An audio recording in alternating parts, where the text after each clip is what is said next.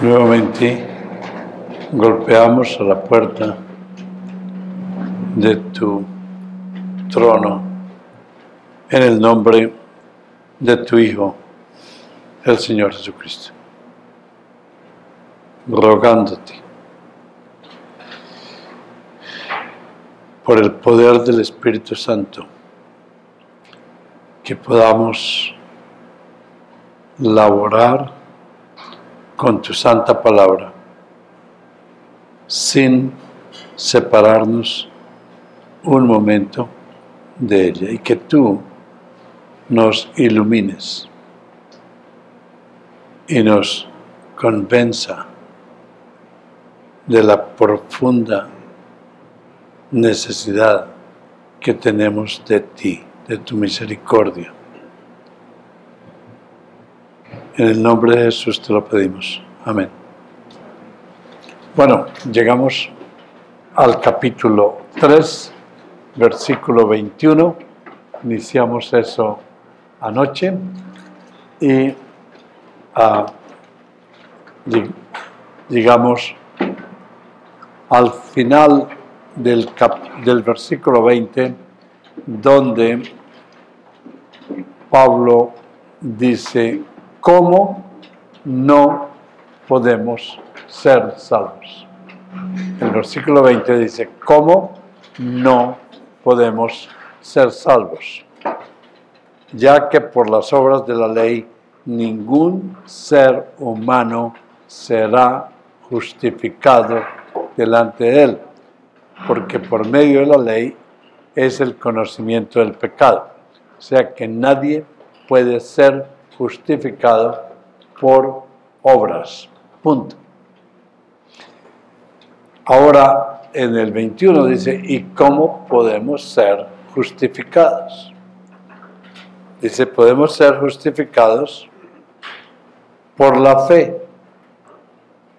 ¿Y cómo lo explica? Pero ahora, aparte de la ley, es decir, sin cumplir los mandamientos antes de salvarse, se ha manifestado la justicia de Dios, testificada por la ley y por los profetas. La justicia de Dios por medio de la fe. Y esa es la parte central. Fe es la bisagra donde toda la puerta de la iglesia se mueve. J.I. Packer dice: es el atlas donde toda la iglesia está cargada. Pero esa fe no es suya, no es nuestra. Es un regalo que Dios nos ha dado. La justicia de Dios, no la justicia nuestra, por medio de la fe en Jesucristo, y es solamente para los que creen, no para todos. Para todos los que creen en Cristo, porque no hay diferencia. ¿Qué quiere decir? No hay diferencia entre personas. Todos somos iguales. Todos los que creemos en Cristo, no importa de qué nacionalidad o de qué raza somos iguales. Dios no hace diferencia de personas entre los cristianos y no hace diferencia de personas entre los impíos, entre los paganos, en los que mueren sin creer en Cristo. Él no hace ninguna diferencia. A todos los envía al infierno, y a todos los que creemos en Cristo no hay diferencia entre uno y el otro. Dios nos salva, nos justifica por la fe. O sea que no hay diferencia. Algunos dicen que Dios no hace acepción de personas. La verdad es que sí lo hace. Hace acepción, diferencia de personas entre los paganos y entre los creyentes. ¿Está claro eso? Porque esa es una pregunta que normalmente los no reformados nos van a hacer. Ah, pero la Biblia dice que Dios no hace excepción de personas. La respuesta es sí, no hace excepción de personas entre los cristianos, entre los creyentes, pero sí hace excepción de personas entre los creyentes y los no creyentes. Ahora, eso no quiere decir que Dios no dé el pago, no el pago, pero la recompensa, el más regalo a aquellas personas que trabajan por su reino, de acuerdo con sus méritos. Hay distintas etapas en el cielo y hay distintas etapas en el infierno, de acuerdo con las obras que se hacen. Por cuanto todos pecaron y están destituidos de la gloria de Dios. ¿Qué está diciendo Pablo? Está diciendo que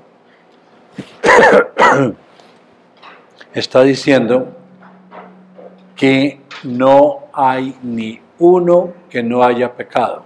Y ya lo vimos en la primera parte del capítulo 3, la depravidad total.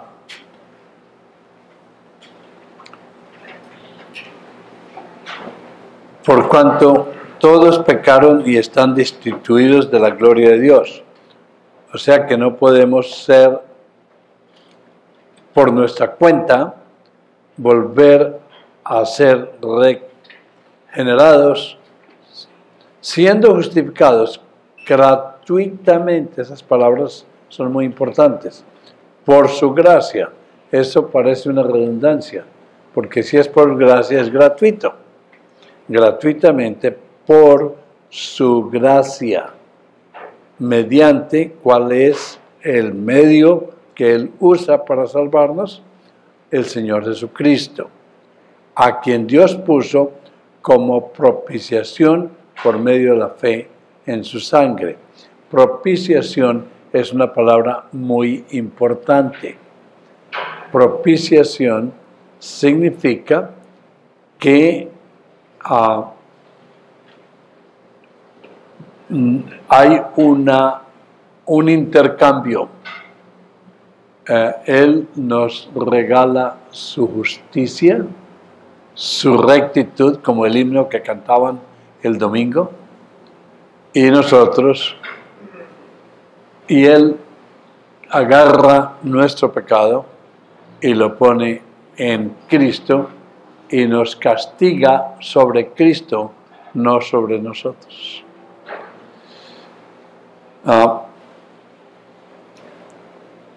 A quien Dios, por medio de la fe en su sangre, para manifestar su justicia a causa de haber pasado por alto en su paciencia los pecados pasados.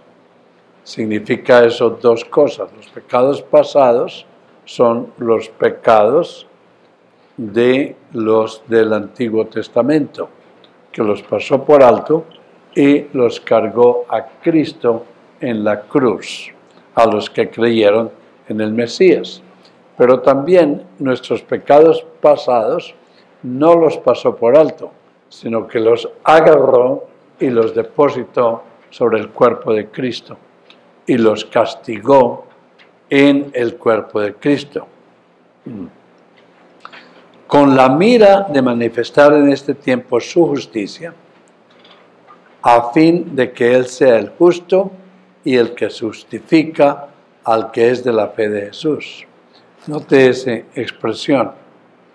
Dios no negocia su santidad,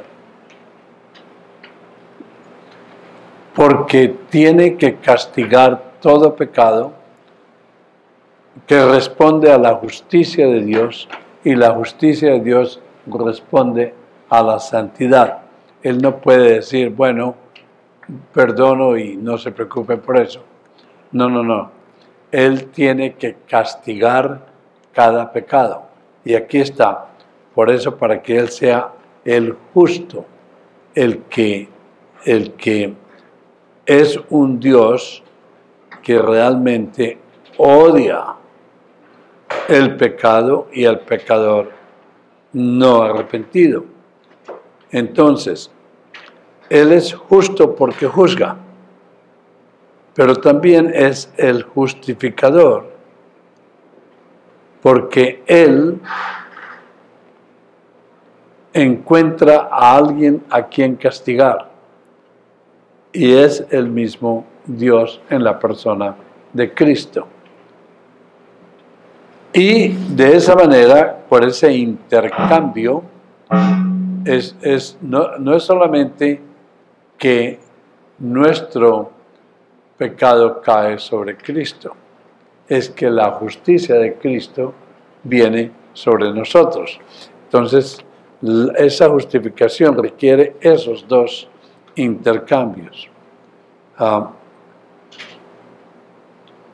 Entonces, esto es muy importante porque cuando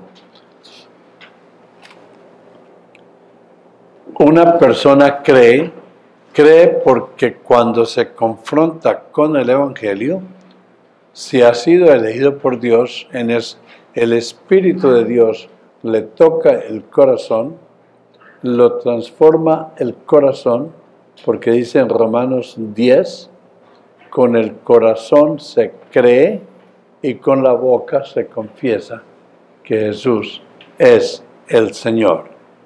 Así que aquí en el capítulo 3 del versículo 21 en adelante, estamos haciendo énfasis sobre sola fide. Y si quieren una expresión clara teológica, es justificación por fe solamente. Eso querrá decir que Dios nos hace santos en ese momento y a partir de ese momento somos no pecadores. ¿Es posible que el pecado ya no está más en nosotros? No. Él no nos hace perfectos. Nos declara perfectos. Porque si Él nos fuera a buscar lo que tenemos en nuestro corazón, va a encontrar pecado, así que Él no puede decir, usted es sin pecado, porque mentiría. Pero sí nos declara perfectos en Cristo. Me dijo que le recordara que podemos hacer preguntas. Sí, también. Por favor, esto no es un sermón. Sí, por favor, cualquier duda en cualquier momento, hagan preguntas porque eso ayuda yo al tengo resto. una. Okay. En este caso, cuando habla de eso, se refiere a mientras estemos en este cuerpo, cuando ya seamos glorificados. Entonces, somos perfectos en Cristo con la perfección de Cristo. Pero note que usted tocó un tema muy importante.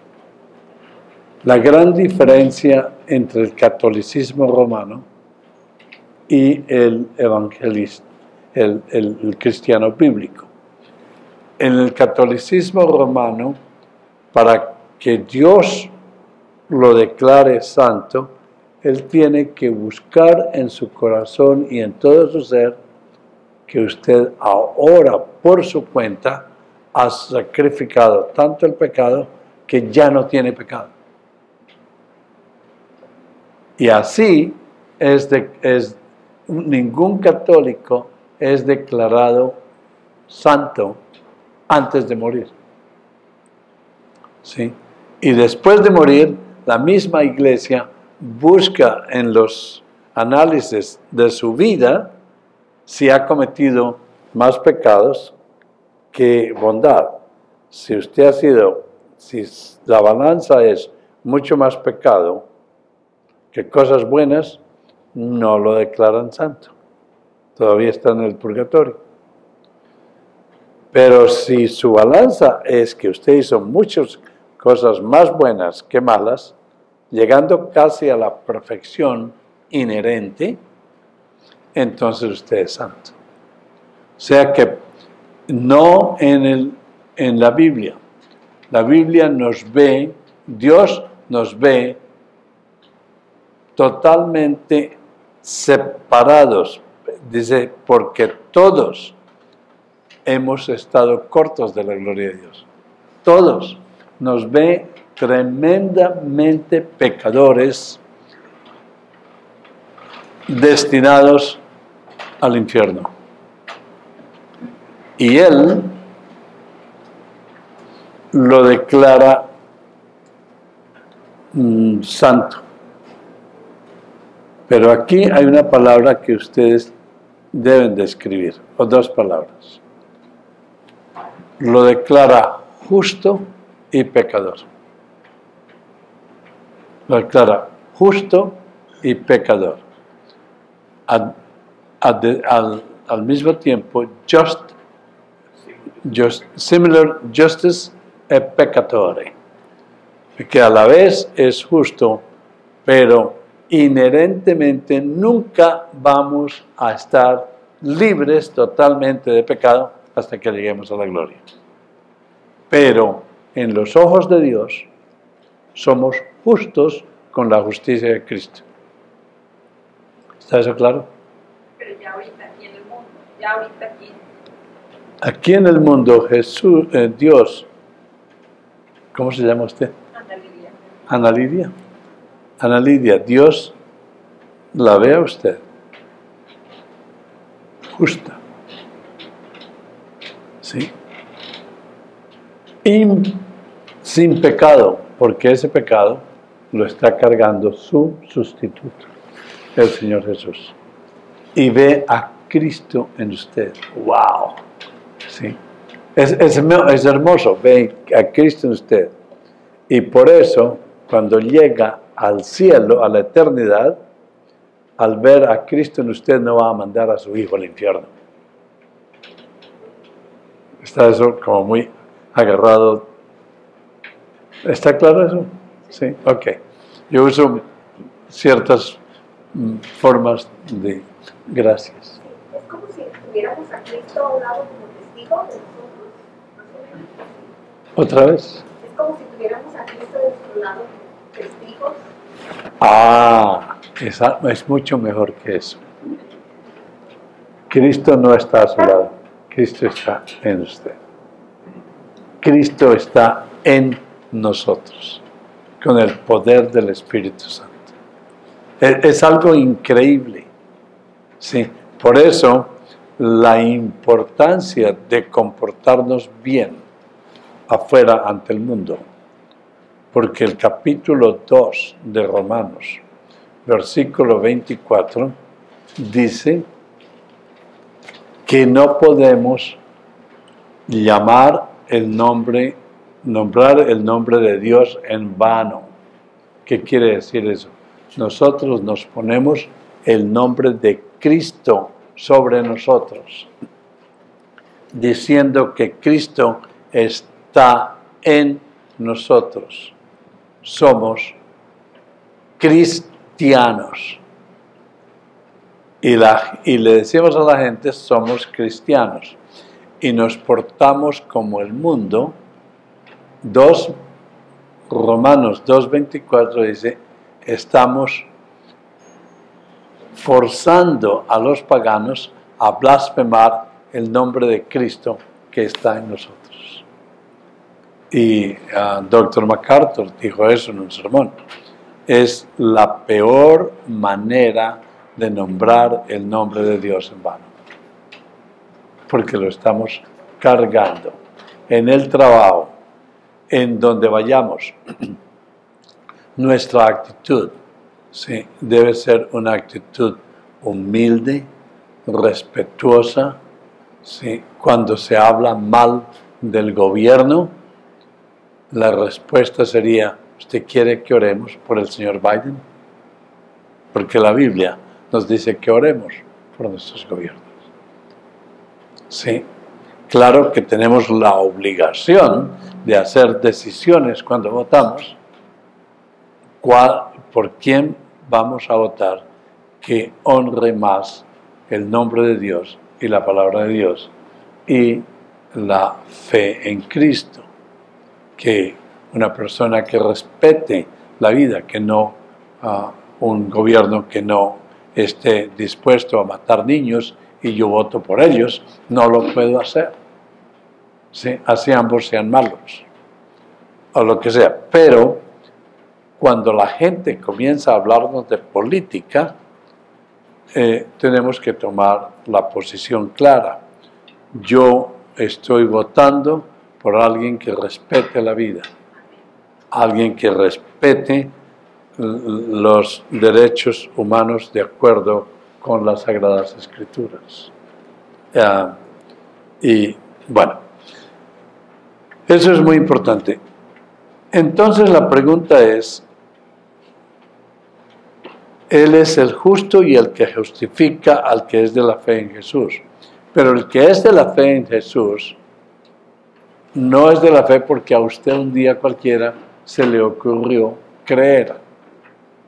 Usted no pudo creer, sino que Dios le dio esa fe para creer, y al tener esa fe para creer, es la fe de Jesús. Es un regalo, yo no me la gané.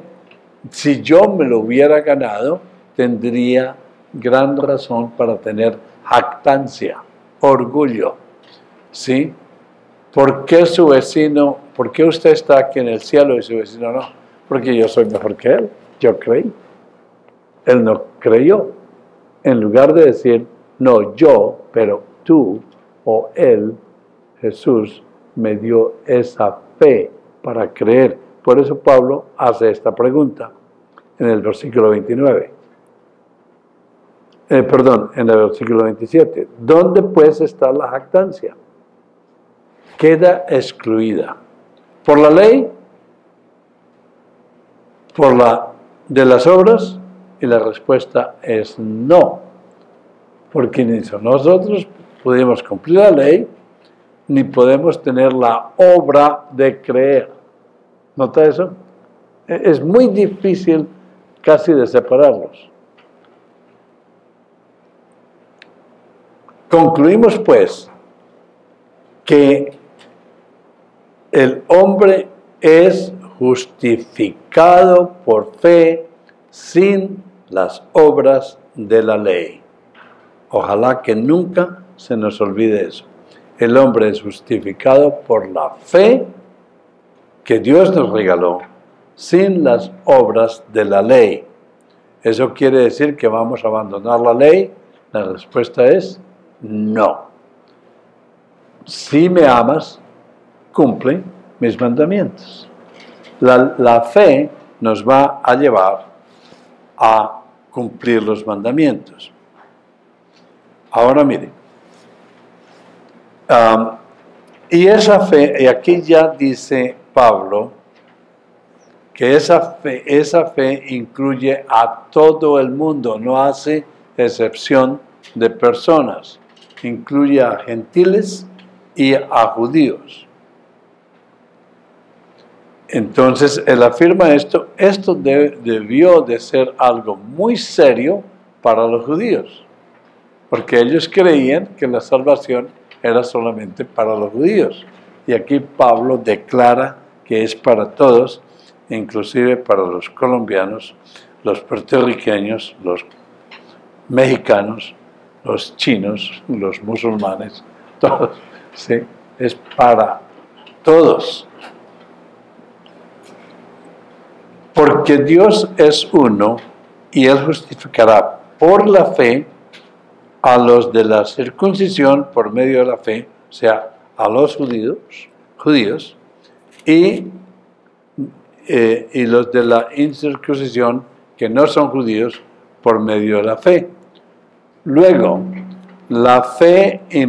por la fe invalidamos las obras, la ley. La respuesta es de ninguna manera. Que hay gente que dice, ahora tengo fe, no pierdo mi salvación, por consiguiente voy a disfrutar la vida y vivir como yo quiera.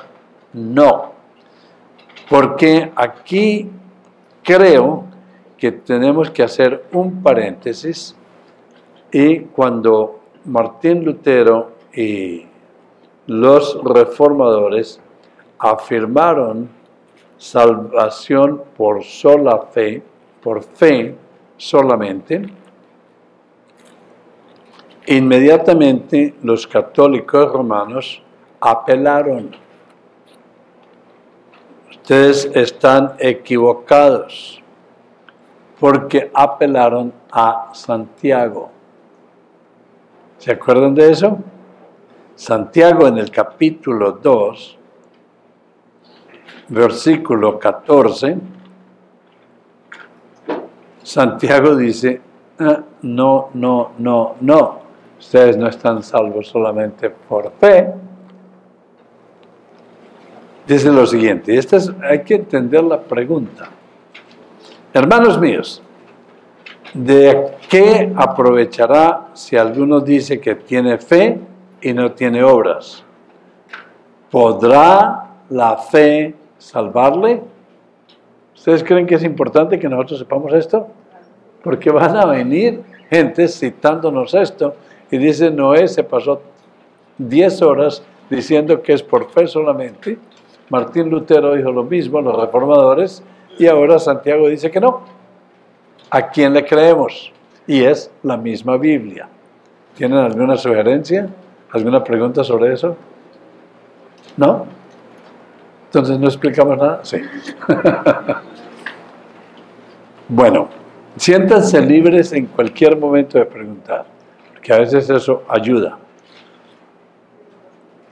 Él contesta, y si un hermano o una hermana están desnudos y tienen necesidad del mantenimiento de cada día, y alguno de vosotros dice, id en paz, calentaos, saciaos, pero no les dais las cosas que son necesarias para el cuerpo, ¿de qué aprovecha?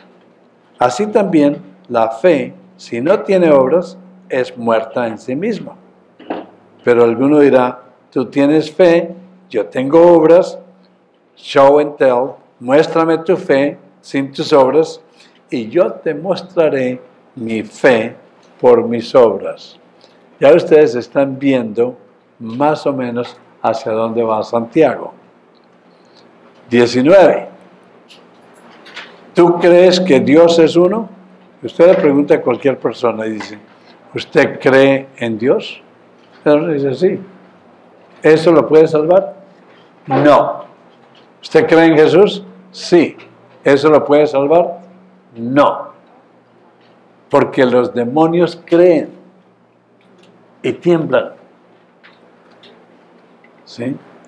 Para que lo salve, tiene que tener primero ese conocimiento de quién es Jesús.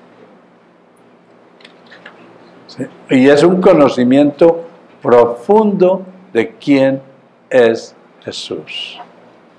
En la convención de Medellín, que ya comenzaron a salir por internet, mi tópico fue la divinidad, los atributos divinos en Cristo. Sí, aquí puedo quedar una hora haciendo esto. Pero hay que tener el conocimiento. Luego ese conocimiento baja al corazón y desarrolla un análisis claro si su fe en Cristo realmente lo puede salvar, y comparando con todas estas cosas que las Escrituras nos dicen. Y luego lo que se llama la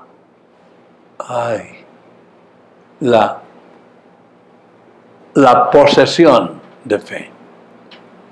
La confianza, posee fe, porque hay muchos falsos profesores. Y usted puede ser un falso profesor. como los demonios son falsos profesores. Profesan tener fe en Cristo, pero no la poseen. No depositan. La posee y luego la confianza absoluta que Cristo lo salva. Eso es tener fe en Cristo. No solamente decir yo creo en Dios.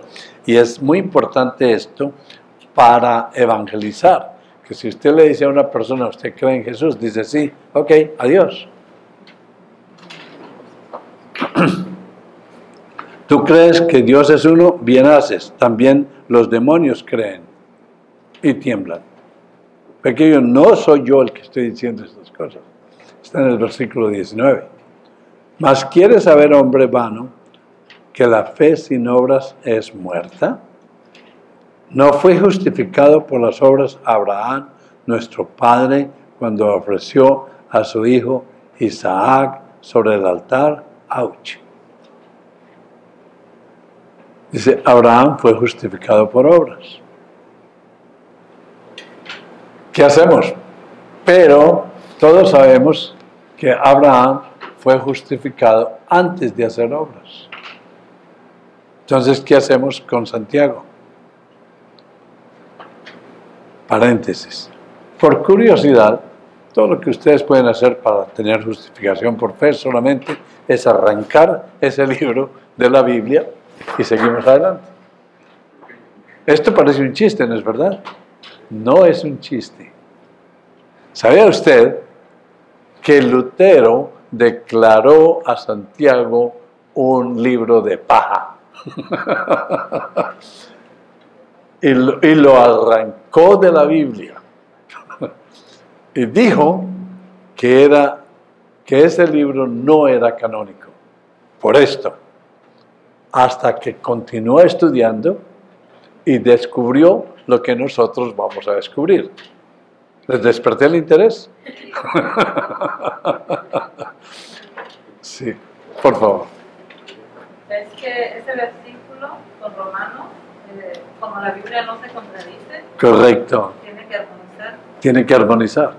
Entonces, un creyente va a hacer buenas obras. Perfecto. Pero el problema es la palabra justificar. ¿Por qué la Biblia usa eso? ¿Por qué Santiago usa eso?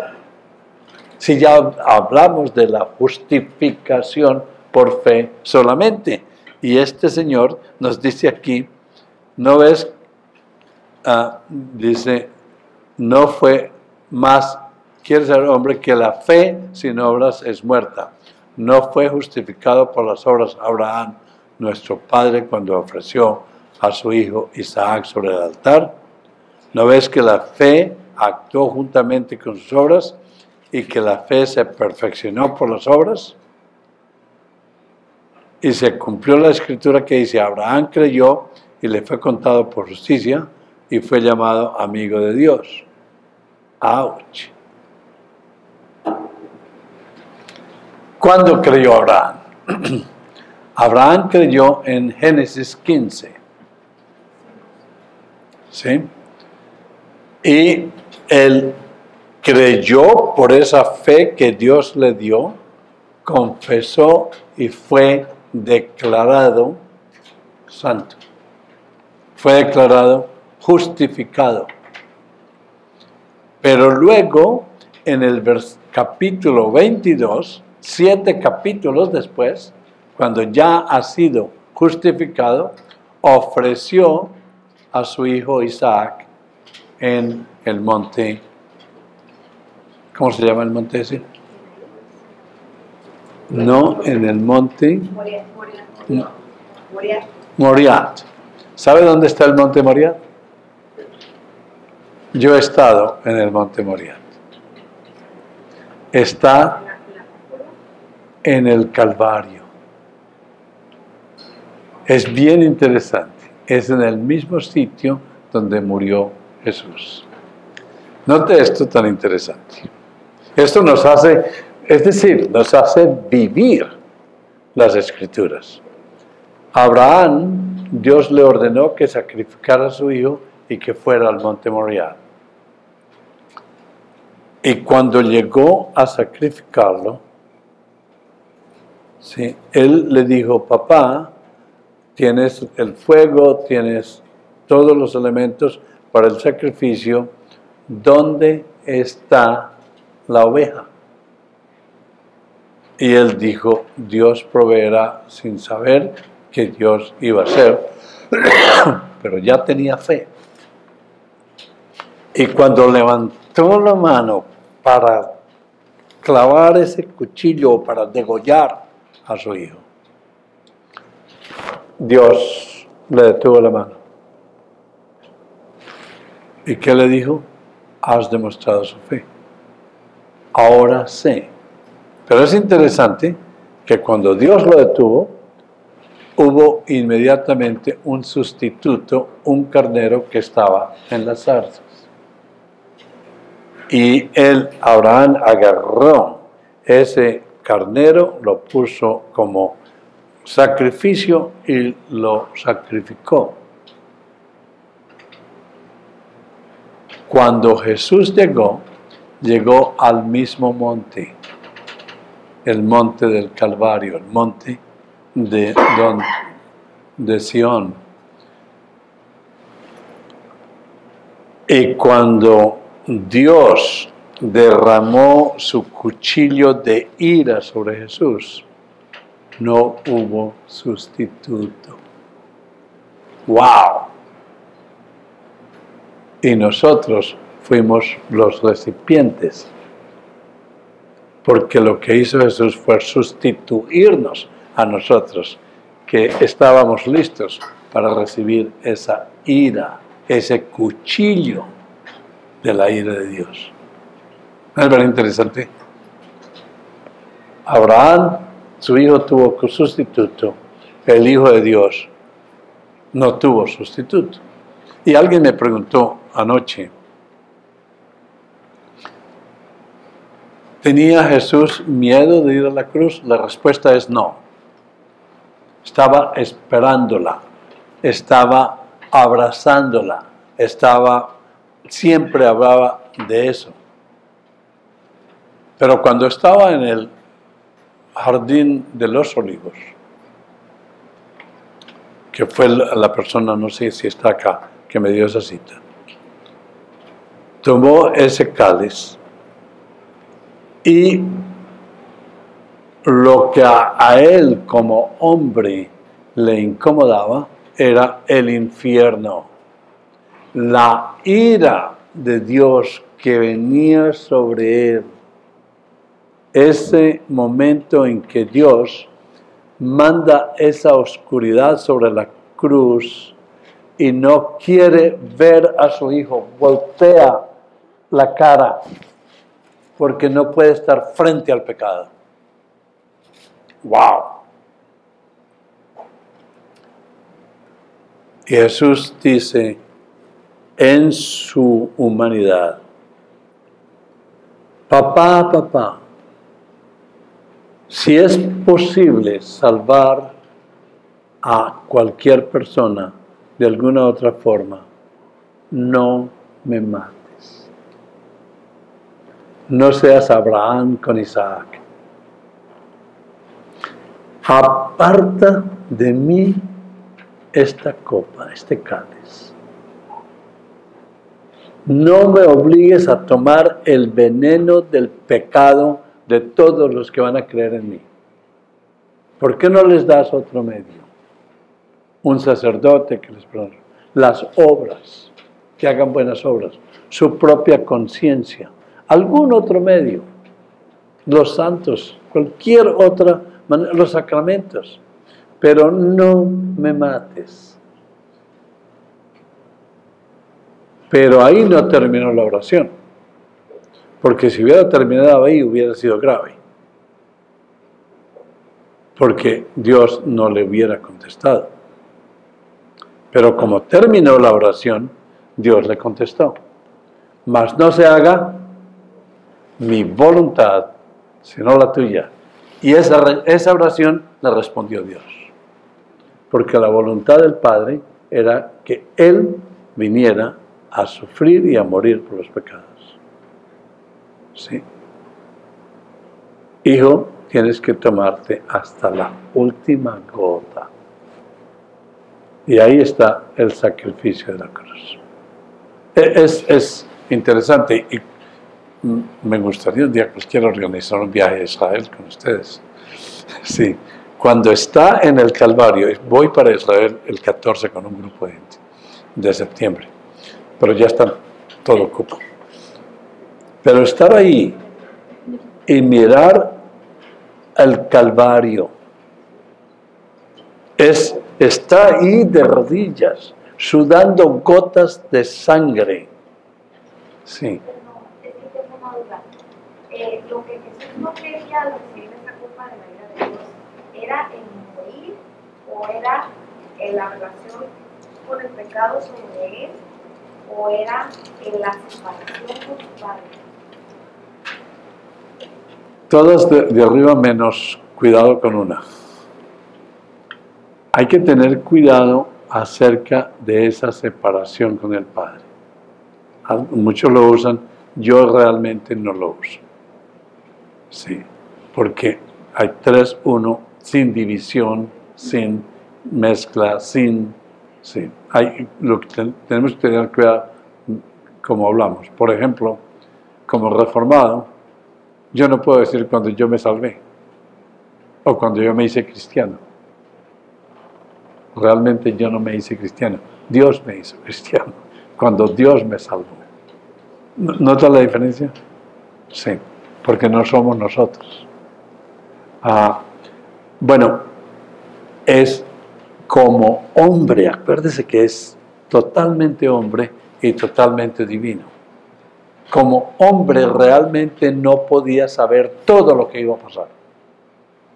Como hombre, hasta que su naturaleza divina le comunicara. Pero hay momentos en que la naturaleza divina no le comunicaba. Por eso cuando le dijeron, ¿cuándo va a ser el fin del mundo? ¿Cuándo vuelves? Y él dijo, ¿qué? No sé. Él no estaba mintiendo. Su naturaleza humana no lo sabía en ese momento porque su naturaleza divina no se lo había comunicado. Entonces, ese dolor, pero él sabía que tenía que cumplir la voluntad del Padre. En efecto, Jesús no vino aquí a regañadientes. ¿Se usa eso? ¿Qué palabra usaríamos mejor que esa? De mala gana o obligado. Nuestra salvación es el resultado del consejo de Dios, Padre, Hijo y Espíritu Santo, antes de la fundación del mundo, donde el Santo Dios, en su forma trinitaria, planeó este magnífico plan de salvación, que a nadie se le hubiera podido ocurrir.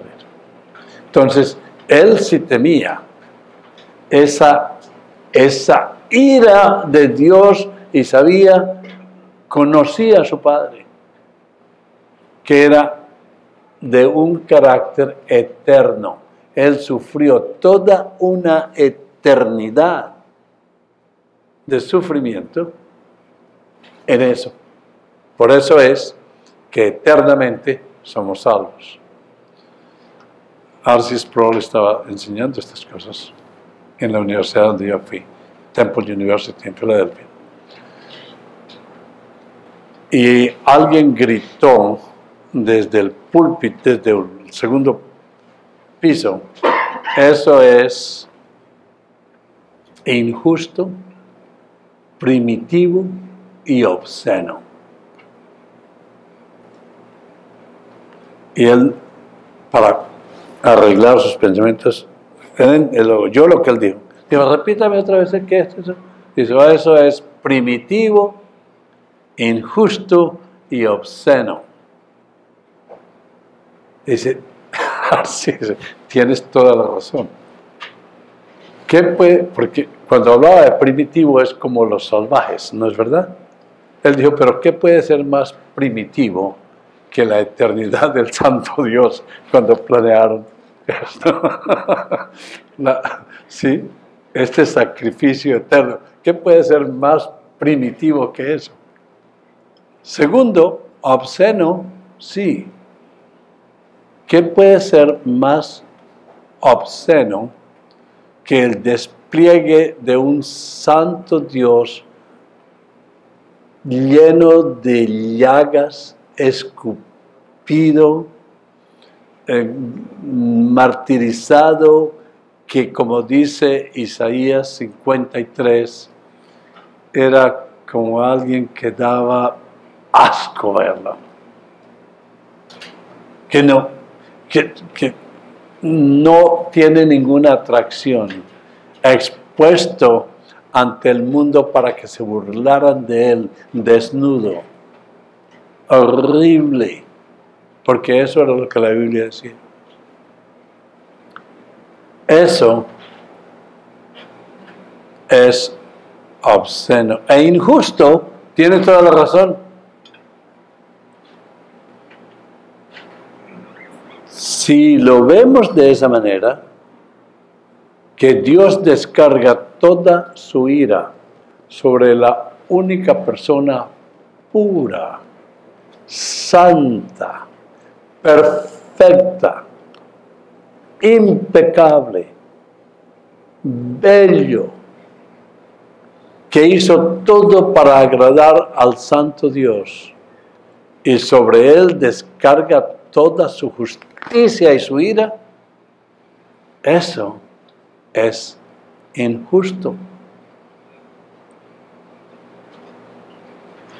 Si es que él no estuviese cargando los pecados de todos los que creen en él. Y porque andaba cargando los pecados, la justicia de Dios le cayó sobre él. Y sin esa injusticia, nosotros no pudiéramos jamás ir al cielo. Pero no es injusto, porque estaba al que no tenía pecado.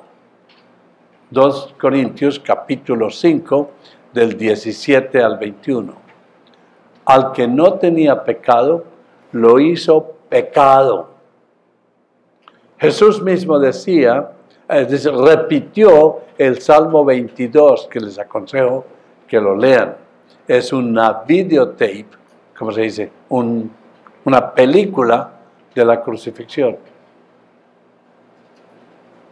1000 años antes de la crucifixión, David escribe este salmo explicando la crucifixión, contando lo mismo. Dios mío, ¿por qué me has... Ahí está en ese salmo. Soy peor que un gusano, dice en la cruz.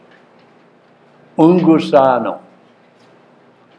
En Juan dice, es una serpiente, como la serpiente que levantaron en el desierto.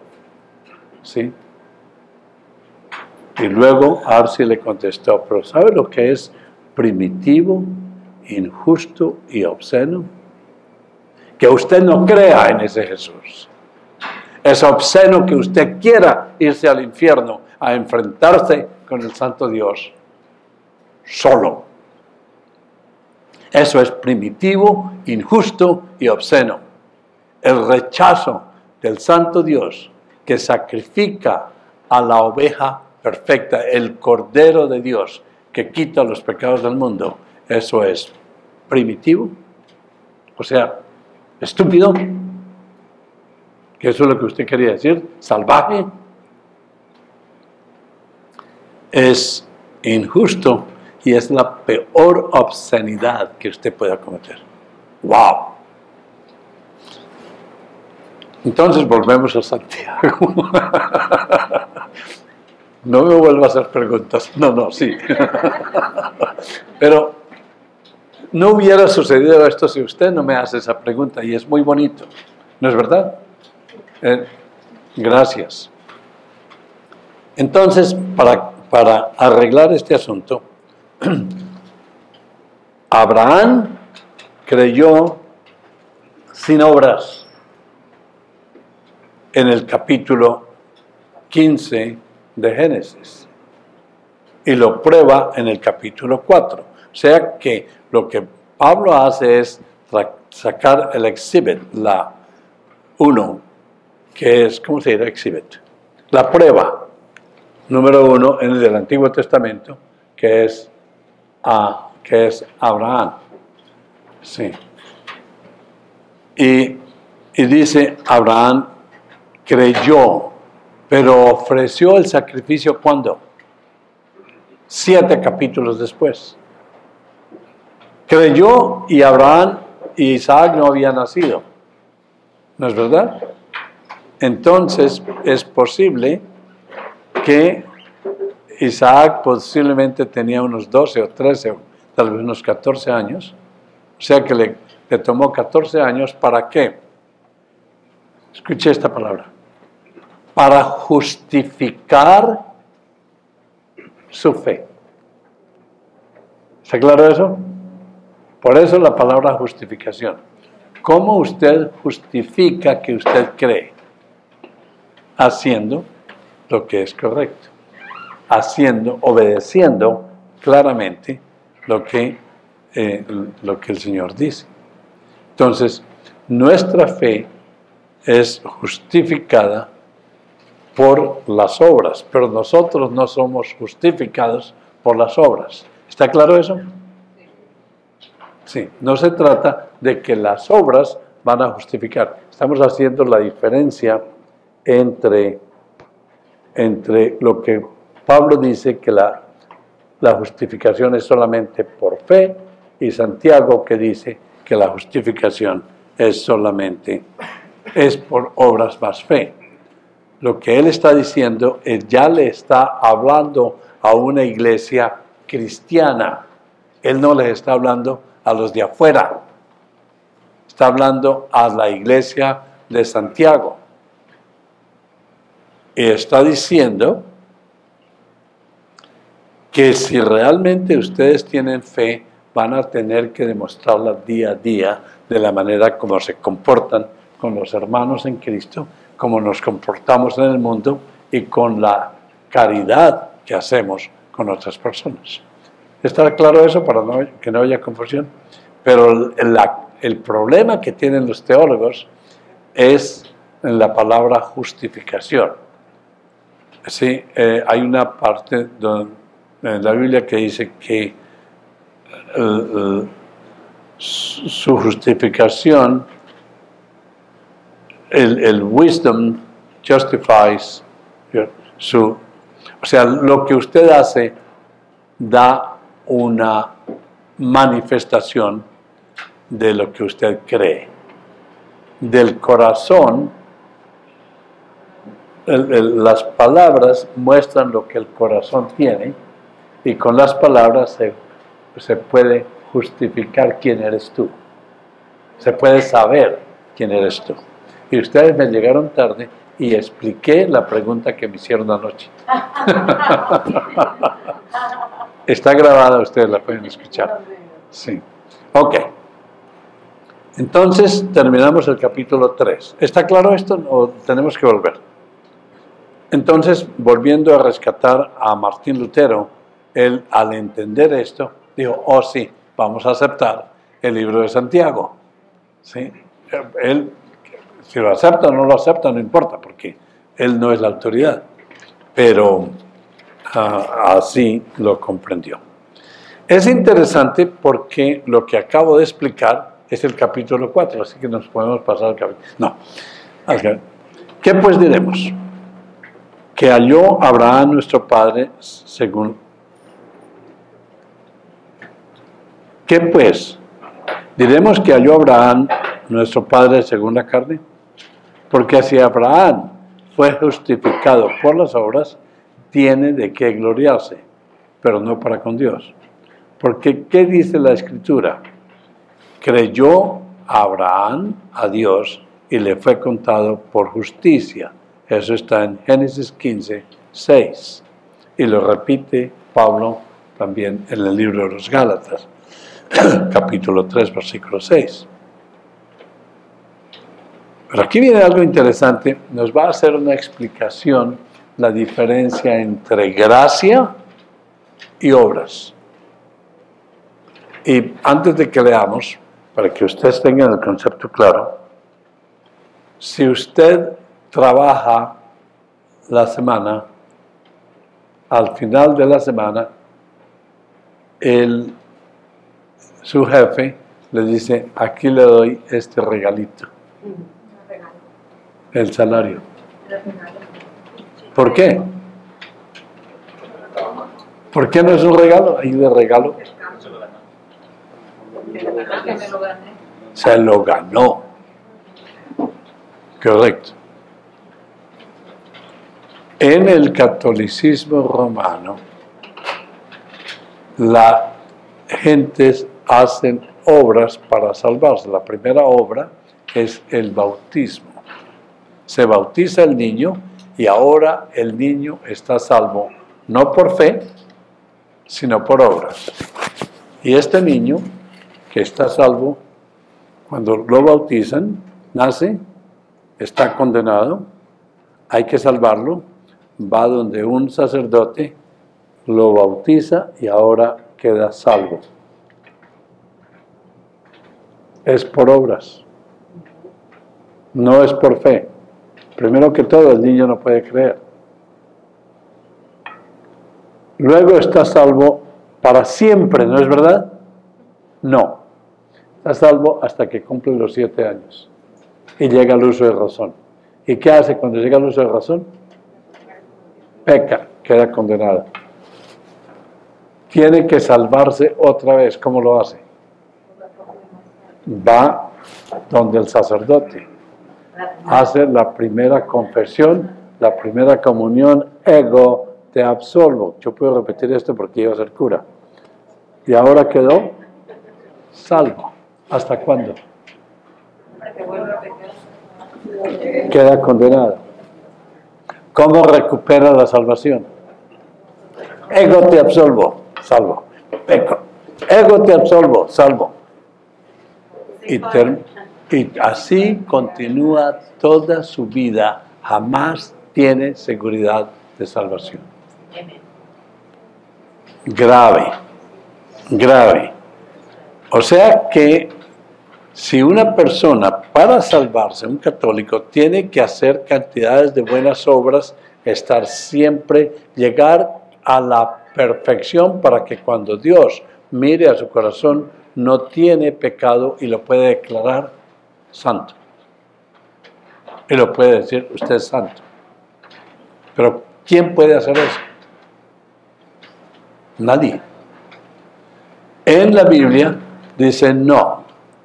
Cuando usted no hace obras y Dios le da la fe para salvarlo, lo declara santo, no lo hace santo, lo declara santo, con la santidad de Cristo en ti, no la mía.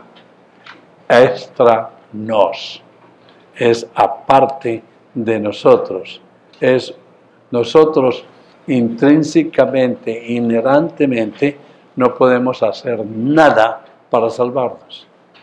Esa fe tiene que ser aparte de nosotros. Entonces mira lo que dice. Pero al que obra, no se le cuenta el salario como gracia, sino como deuda. O sea que la persona que hace todos esos sacrificios y llega y cree que es inherentemente salvo, esa persona, Dios está en deuda con esa persona. Dios está obligado a darle la salvación porque usted hizo todas esas cosas para salvarse. Eso es lo que, y parece un chiste, pero eso es lo que el catolicismo romano dice. Usted tiene que hacer todas estas cosas y así Dios está obligado a salvarlo. Y aquí dice, no. Pero al que obra no se le cuenta el salario como gracia, sino como deuda. Mas al que no obra, sino cree en aquel que justifica al impío, su fe le es contada por justicia. Como también David habla de la bienaventuranza del hombre a quien Dios atribuye justicia sin obras, que dice, David en el Salmo 32. Bienaventurados aquellos cuyas iniquidades son perdonadas y sus pecados son cubiertos. Sí, que no son quitados, son cubiertos. Bienaventurado el varón a quien el Señor no inculpa de pecado. Tiene pecado, pero no lo inculpa de pecado. Es pues esta bienaventuranza solamente para los de la circuncisión, es decir, ¿es solamente para los judíos? No, es para todos. Y aquí, capítulo del versículo 9 al 12,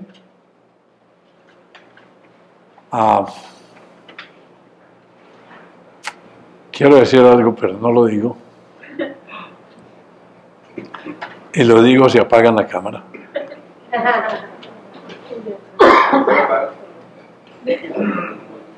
Ok. Cuando ustedes quieran demostrar su doctrina bautista reformada, una buena manera de demostrarlo es leyendo cuidadosamente Romanos 4, versículo 9 al 12. Y reemplazar la palabra circuncisión por bautismo. Y eso es todo lo que voy a decir. Sí. La palabra circuncisión la cambia por bautismo. A ver qué le resulta. Hermano, yo tengo una pregunta. Sí. El sábado usted, cuando estuvo exponiendo la palabra, dijo que la teología arminiana, que surgió en contra de la Reforma prácticamente, se podía comparar con el catolicismo romano. Y esta pregunta la iba a guardar para más al final del día, pero de una vez lo voy a hacer.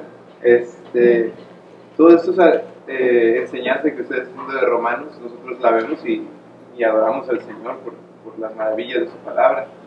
Pero cuando la exponemos con hermanos de nosotros, muy cercanos, que no creen la doctrina reformada, que creen más la doctrina arminiana, nos dicen que simplemente no ven que la salvación sea del Señor y que Él sea el que nos elige para redimirnos, sino que argumentan de su propio conocimiento, sabiduría o ideas personales en contra de lo que la palabra de Dios dice. Como un ejemplo de Efesios 2:8, ellos creen que la fe la tenemos en nosotros, no que es un don de Dios, sino que creen que la gracia, pero usted ayer enseñaba que la gracia es la fe, la fe es esa gracia que Dios nos da. Pero al final ellos terminan diciéndonos, bueno, yo no creo lo que es, yo no creo eso, simplemente ¿no? Sin argumentos bíblicos o una interpretación histórica o una hermenéutica bíblica. ¿Cómo en su caso, con su experiencia de tantos años y tantas clases, tantas personas, cómo nosotros debemos actuar piadosamente para con estos hermanos que simplemente dicen no, y nosotros sabemos que tenemos una responsabilidad con la iglesia y con nuestros hermanos que están aquí primeramente, ¿no? Y debemos de preocuparnos por nuestras familias y vivir piadosamente delante del Señor? Pero me gustaría que no tiene que ser toda la respuesta ahora, puede ser durante todo el día, pero nada más quería poner eso. Sí. ¿Lo hacemos de una forma cómica o en serio?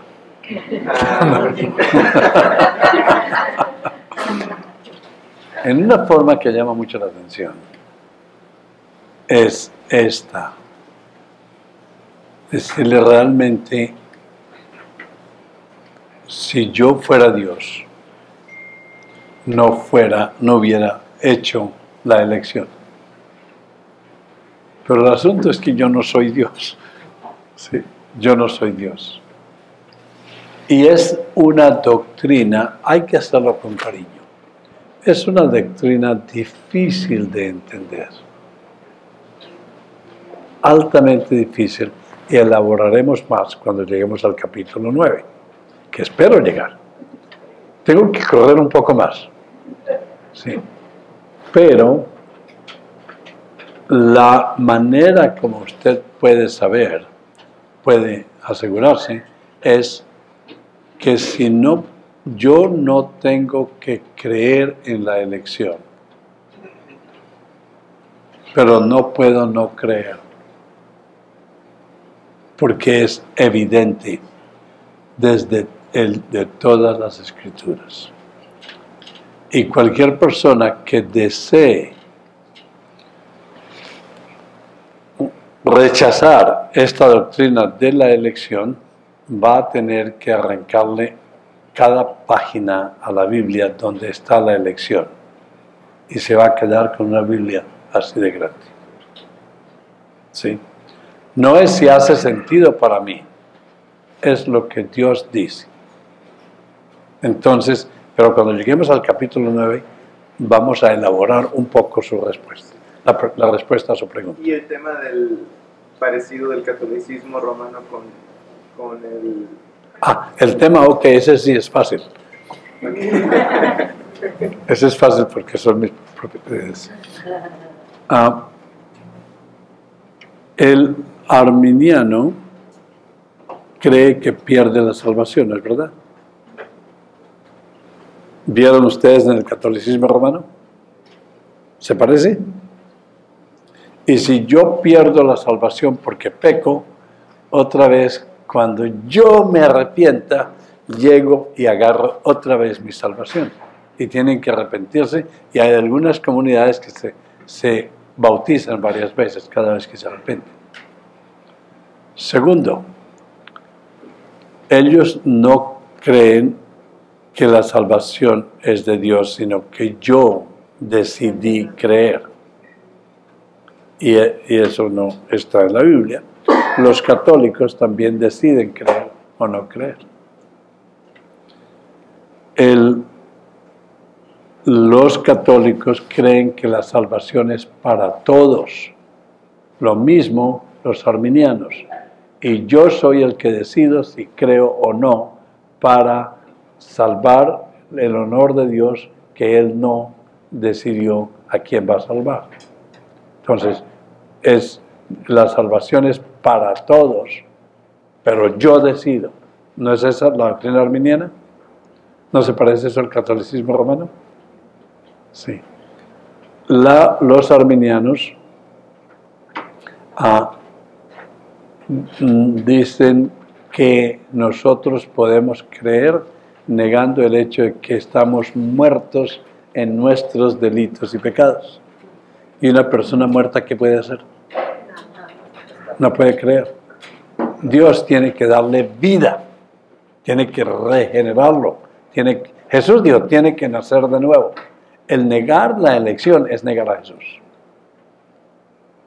Es negar a Jesús. Imagínense, ¿tiene sentido? Usted va por todo, la elección incondicional. Ellos no creen, los católicos tampoco creen en eso.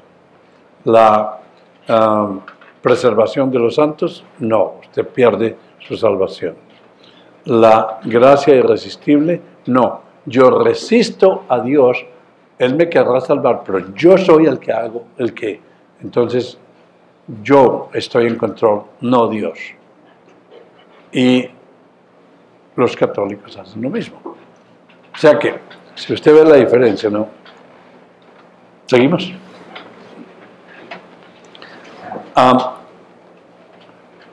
Como también David habla de esto, bueno, es pues la bienaventuranza solamente. Entonces, ¿qué está hablando del capítulo 4?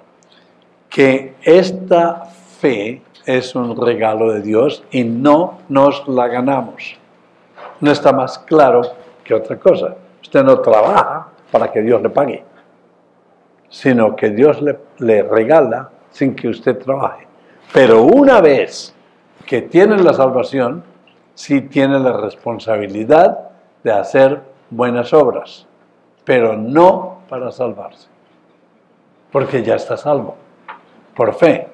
Sus buenas obras es para darle gloria a Dios y para demostrarle, no a los demás, pero primero a su propio corazón, de que realmente ha creído. Estaba hablando con una persona de esta iglesia que me dice, aprendí con estas doctrinas a no hablar mucho, pero a hacer. Y le digo, ¿cómo sabe que usted sabe que está haciendo lo correcto? Dice, pregúntele a mi esposa. ¡Wow!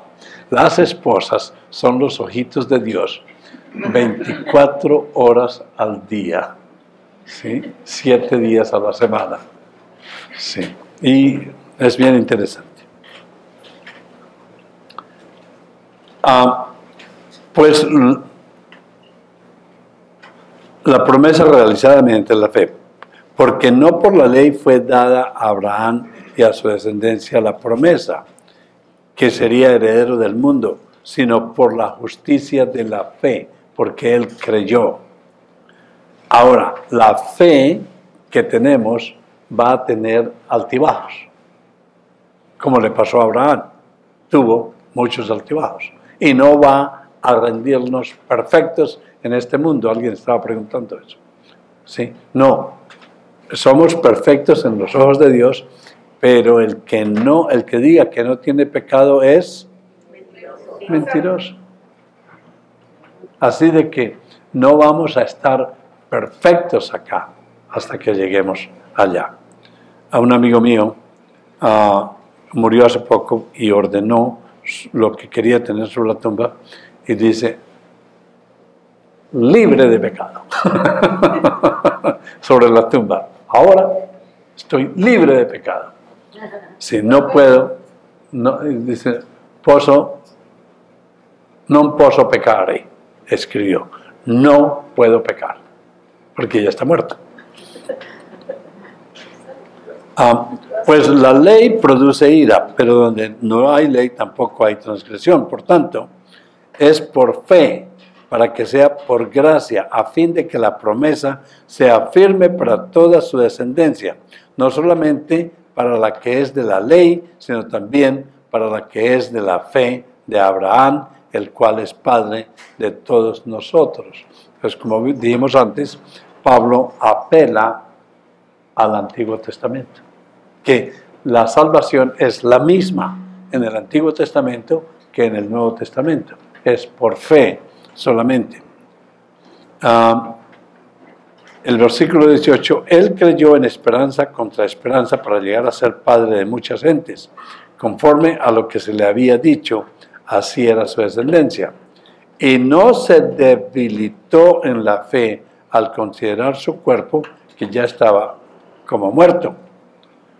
El 20, tampoco dudó por incredulidad de la promesa de Dios, sino se fortaleció en fe. La fe fue lo que lo sostuvo, dando gloria a Dios. Sabiendo que Dios era el que iba a hacer lo que él había prometido. Él no podía hacerlo, pero Dios, plenamente convencido de que era también Dios poderoso para hacer todo lo que había prometido, y por lo cual también su fe le fue contada por justicia. Fue declarado justo, fue declarado no culpable. Y no solamente con respecto a eso. Entonces Pablo dice que esto que sucedió en el Antiguo Testamento no fue solamente para Abraham, pero también para nosotros. Y no solamente con respecto a él se escribió que le fue contada, sino también con respecto a nosotros, quienes ha de ser contada. Esto es, a todos, no a los que creemos en el que levantó de los muertos a Jesús, Señor nuestro, el cual fue entregado por nuestras transgresiones, por nuestro pecado, fue colgado en la cruz y resucitado para nuestra justificación. Si Jesús no hubiera resucitado, ¿qué dice Corintios capítulo 15? Dignos de compasión. ¿Qué estamos haciendo aquí? Ok. Entonces ahora viene el capítulo 5. Entonces ya vemos que el capítulo 3 es justificación por fe solamente, sola fide. Y el capítulo 4 es justificación por gracia. Y la gracia es el regalo de la fe y nadie se le gana, nadie puede trabajar por eso, y lo explica claramente con el asunto del salario. Entonces, en el capítulo 5 inicia, justificados pues por la fe, tenemos paz para con Dios por medio de nuestro Señor Jesucristo. Yo dije ayer, no tenemos paz para con Dios. Dios tiene paz con nosotros, que es realmente lo que vale. Por quien también tenemos entrada por la fe a esta gracia en el cual estamos firmes y nos gloriamos en la esperanza de la gloria de Dios. En efecto, lo que está diciendo, y tomamos un pequeño descanso, lo que está diciendo acá es solos Cristos, solo Cristo. El capítulo 5 responde a la columna protestante, solos Cristos. Acuérdense que hay 5 columnas: sola Scriptura, sola gratia, sola fide, solos Cristos. El capítulo 5 nos coloca en el centro de eso. Esta fe es no importa. Hay que tener cuidado con la palabra fe. Es que a mí me va bien porque tengo mucha fe en mí mismo. Tengo fe que todo me va bien. Eso no es fe. ¿Han oído ustedes gente así? Dicen, a mí me va bien porque tengo mucha fe que todo me va bien. Y oro todas las mañanas para que me vaya bien en los negocios. Y oro en la mañana, digo, Señor, ayúdame a hacer más plata hoy, a que los negocios me vayan bien, que el carro no se me vare, que mi tía se cure, y amén. Eso no es eso. Eso es tener a Dios por esclavo. Hay que tener cuidado. Y quisiera tener tiempo para desarrollar la oración que Jesús nos enseñó a orar. Antes de pedirle algo, antes de pedirle pan, fue todo teocéntrico. Padre nuestro. ¿Sí? Y ayer dije que nadie que no conozca a Jesús puede orar el Padre nuestro. Porque Dios no es su Padre. ¿Y cómo lo pruebo? Juan capítulo 11, 12 y 13. Juan capítulo 1, versículo 11, 12 y 13. Vino a los suyos y los suyos no lo recibieron. Ajá, pero, ¿a quién le gustaba el pero? Pero, a los que le recibieron, a los que creyeron sola fide en su nombre, a ellos les dio la potestad de ¿qué? O sea que el resto no son hijos de Dios. ¡Wow! Solo hay 2 equipos en el mundo: los hijos de Dios y los que no son hijos de Dios. Y es a través de Jesús. En el capítulo 5 de Romanos vamos a tomarnos un pequeño descanso y volvemos dentro de 15 minutos.